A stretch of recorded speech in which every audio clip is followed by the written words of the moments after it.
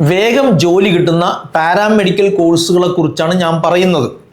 കേരള സർക്കാർ സ്ഥാപനങ്ങളിലും സ്വകാര്യ സ്ഥാപനങ്ങളിലുമായിട്ട് പാരാമെഡിക്കൽ കോഴ്സുകൾക്ക് LBS ആപ്ലിക്കേഷൻ വിളിച്ചിട്ടുണ്ട്.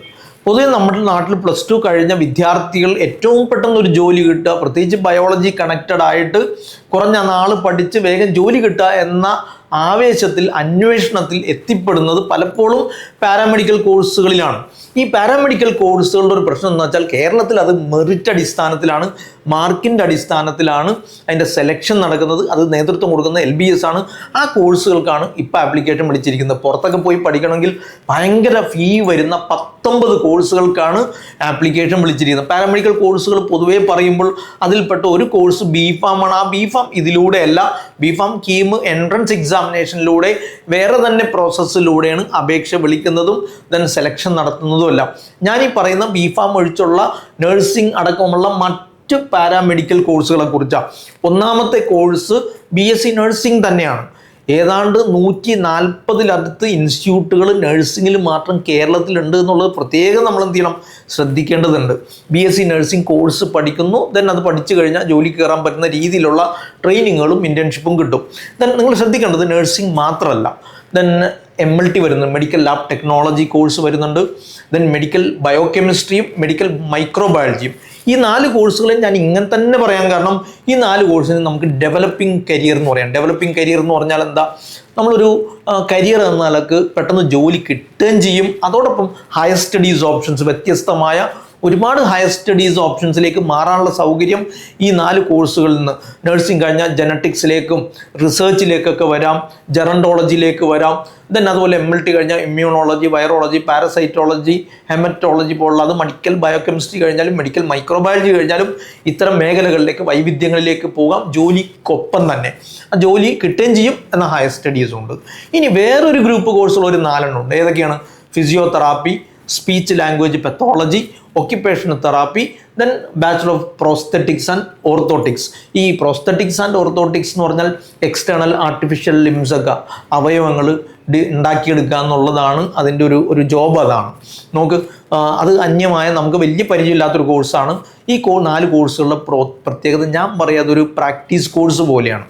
അതിൽ പ്രത്യേകിച്ച് BPT, അതുപോലെ തന്നെ BSLP, ഒരു non clinical practice.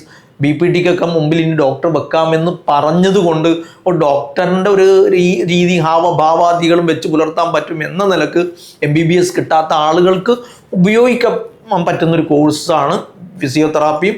മറ്റൊന്നൊരു practice oriented ആണ്, സ്പീച്ച് ലാംഗ്വേജ് പെത്തോളജി. അപ്പോൾ ആ കോഴ്സുകൾ 4 എണ്ണം. അതിന് ഞാനൊരു റീഹാബിലിറ്റേഷൻ കരിയർ എന്നോ നോൺ ക്ലിനിക്കൽ പ്രാക്ടീസ് കോഴ്സ് എന്നോ വേണമെങ്കിൽ നമുക്ക് പറയാം. ദെൻ മറ്റൊരു ഗ്രൂപ്പ് വരുന്നത്, നമുക്ക് പരിചിതമായ ഒരുപാട് കോഴ്സുകളുണ്ട്, രസകരമായ ഒരുപാട് കോഴ്സുകൾ. ഉദാഹരണത്തിന് medical imaging technology, medical radiological technology, then അതുപോലെ അനസ്തഷ്യ, ഡയാലിസിസ്, ന്യൂറോ ടെക്നോളജി. പ്രത്യേകിച്ച് ന്യൂറോ ടെക്നോളജി ആയിട്ട് ബന്ധപ്പെട്ട് പറയുമ്പോൾ ന്യൂറോ സയൻസുമായിട്ട് ബന്ധപ്പെട്ട ഏരിയകളിലൊക്കെ ന്യൂറോ ഇമേജിംഗ് ഒക്കെ ആയിട്ട് ബന്ധപ്പെട്ടതൊക്കെയാണ് അത് വരുന്നത്. അതുപോലെ ന്യൂക്ലിയർ മെഡിസിൻ ടെക്നോളജി കോഴ്സ് നമുക്ക് പറയാം, റെസിപ്പിറേറ്ററി, എമർജൻസി കെയർ, അനസ്തഷ്യ, ഇതെല്ലാം ഈ കോഴ്സുകളെല്ലാം അതിൽ വരും. നേരത്തെ പറഞ്ഞ ഡയാലിസിസും അതിൽ വരുന്നതാണ്. ഈ കോഴ്സുകളെ മൊത്തത്തിൽ നമ്മൾ പറയുന്നത് ഒരു നോൺ ഡെവലപ്പിംഗ് കരിയേഴ്സ് എന്നാണ്. നോൺ ഡെവലപ്പിംഗ് കരിയേഴ്സ് എന്ന് പറഞ്ഞാൽ ജോലി കിട്ടും, പക്ഷേ ഹയർ സ്റ്റഡീസ് ഓപ്ഷൻസ് വളരെ വിരളമാണ്, ഒട്ടും ഇല്ല എന്ന് വേണമെങ്കിൽ തന്നെ പറയാം. അപ്പോൾ അതിൽ കാർഡിയാക് വാസ്കുലർ ടെക്നോളജി ഒക്കെ വരുന്നുണ്ട്. ഈ കോഴ്സുകൾ മൊത്തത്തിൽ നമുക്ക് ഈ ഒരു ഗണത്തിൽ നമുക്ക് പെടുത്താൻ പറ്റുന്നതാണ്.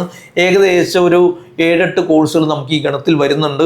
ദെൻ മറ്റൊരു ഗ്രൂപ്പ് വരുന്നത് ഒരു സാച്ചുറേറ്റഡ് ആയ പ്രോഗ്രാം എന്ന് പറയാൻ പറ്റുന്ന ഒപ്റ്റോമെട്രി, ദെൻ അതുപോലെ തന്നെ ക്ലിനിക്കൽ പെർഫ്യൂഷൻ ടെക്നോളജി.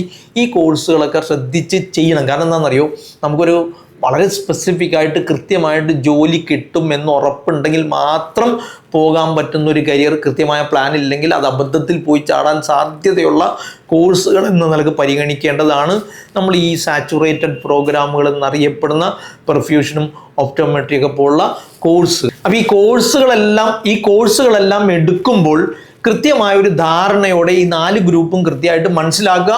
ഒന്ന് ഞാൻ നേരത്തെ പറഞ്ഞ ഡെവലപ്പിംഗ് കരിയേഴ്സാണ്, നഴ്സിംഗും അതുപോലെ തന്നെ MLTയും മെഡിക്കൽ ബയോകെമിസ്ട്രിയും മെഡിക്കൽ മൈക്രോബയോളജി അടങ്ങുന്ന ഡെവലപ്പിംഗ് കരിയർ എന്ന് പറഞ്ഞാൽ ജോലി കിട്ടും, ഹയർ സ്റ്റഡീസ് ഓപ്ഷൻസ് ഉണ്ട്.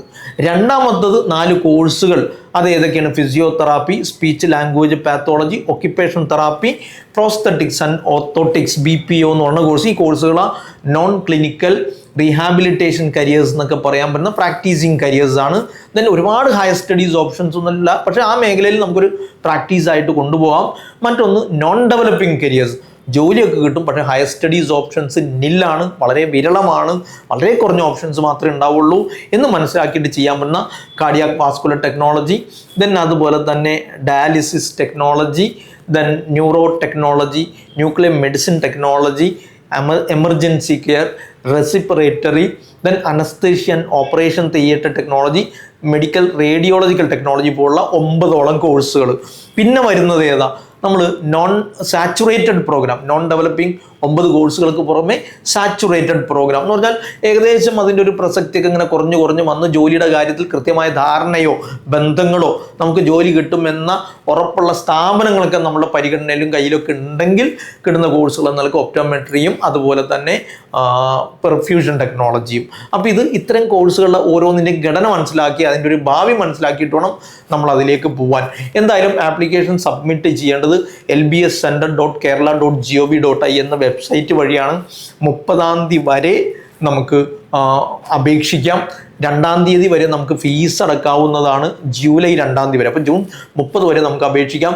അപേക്ഷ സമർപ്പിക്കുമ്പോൾ ജനറൽ കാൻഡിഡേറ്റ്സിന് അതുപോലെ തന്നെ OBC കാൻഡിഡേറ്റ്സിനൊക്കെ കൂടിയായിട്ട് ഒരു 800 രൂപയാണ് വരിക. അത് SC/ST കാൻഡിഡേറ്റ്സിനൊക്കെ ആണെങ്കിൽ ഒരു 400 രൂപ ഫീസ് അടച്ച് നമുക്ക് അപേക്ഷിക്കാം. കോഴ്സുകളെ കുറിച്ച് വളരെ വിശദമായിട്ട് സംസാരിക്കേണ്ടതുണ്ട്, അതൊരു മറ്റൊരു അവസരത്തിലാവാം. ഓരോ കോഴ്സും ഓരോ ഗ്രൂപ്പിനെ കുറിച്ചും വിശദമായിട്ട് അതിൻ്റെ സാധ്യതകൾ വെച്ചുകൊണ്ട് നമുക്കൊരു വീഡിയോ ചെയ്യാവുന്നതാണ്. എന്തായാലും കൃത്യസമയത്ത് പാരാമെഡിക്കൽ കോഴ്സുകൾക്ക് അപേക്ഷിക്കാൻ ശ്രദ്ധിക്കുക. വേഗത്തിൽ ജോലി കിട്ടുന്ന കോഴ്സുകൾ, ഒരുപാട് കാലം പഠിക്കേണ്ടതില്ല എന്ന നിലക്ക് പരിഗണിക്കപ്പെടുന്ന കോഴ്സുകളായതുകൊണ്ട് ശ്രദ്ധിച്ച് ചെയ്തു കഴിഞ്ഞാൽ തൊഴിൽ കാര്യത്തിൽ വലിയ ബുദ്ധിമുട്ടുണ്ടാവില്ല എന്ന് മനസ്സിലാക്കുക. എല്ലാവർക്കും നല്ല കോഴ്സും നല്ല കരിയറിലും എത്താൻ സാധ്യമാവട്ടെ എന്ന ആശംസകൾ. Bye bye. Career Guru, moulding your future.